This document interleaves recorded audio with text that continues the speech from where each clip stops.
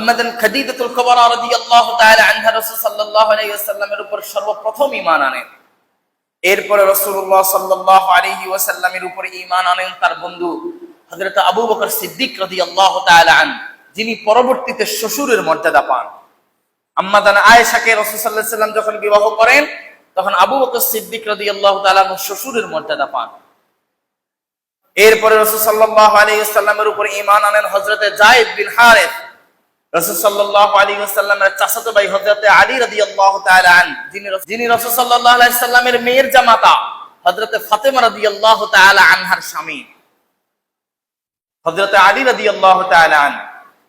এরপরে ইসলাম গ্রহণ করেন হযরত উসমান যুন্নুরাইন রাদিয়াল্লাহু তাআলা আন, যিনি রাসূলুল্লাহ সাল্লাল্লাহু আলাইহি ওয়াসাল্লামের দুই মেয়ে বিয়ে করেছেন।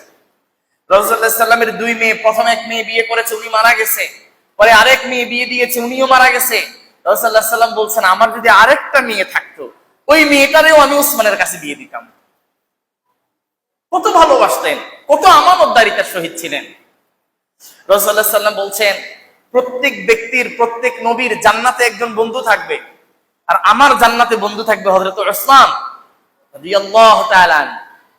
প্রত্যেক ব্যক্তির একজন বন্ধু থাকে, আর জান্নাতে আমার বন্ধু থাকবে হযরত উসমান।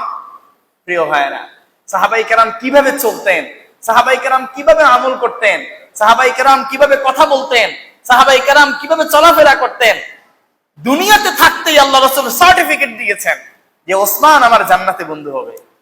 কেমন ছিলেন তারা? প্রিয় ভাইরা, আমাদেরকেও তাদের মতো করে জীবনগুলো সাজাতে হবে ভাই। সাহাবায়ে কেরামের মতো আমাদেরকেও জীবনগুলো সাজাতে হবে। সাহাবায়ে কেরাম কোনোদিন কারো মনে কষ্ট দিতেন না। সাহাবায়ে কেরাম কোনোদিন মিথ্যা কথা বলতেন না। সাহাবায়ে কেরাম কোনোদিন কারো সম্পদ মেরে খেতেন না। সাহাবায়ে কেরাম কোনোদিন হারামের সাথে সম্পৃক্ত ছিলেন না। সাহাবায়ে কেরাম কোনোদিন অন্যের গীবত শিকায়াত করতেন না। সাহাবায়ে কেরাম কোনোদিন মিথ্যার আশ্রয় নিতেন না। সাহাবায়ে কেরাম কখনো আব্বা আম্মার অবাধ্য হতেন না। প্রিয় ভাইরা, আর আমরা তো এখন মুহূর্তে মুহূর্তে মারামারি, হানাহানি, কাটাকাটি, সারাক্ষণ মিথ্যা হারামের সাথে জড়িত। আল্লাহ তাআলা আমাদেরকে হেফাজত করুক, আমিন।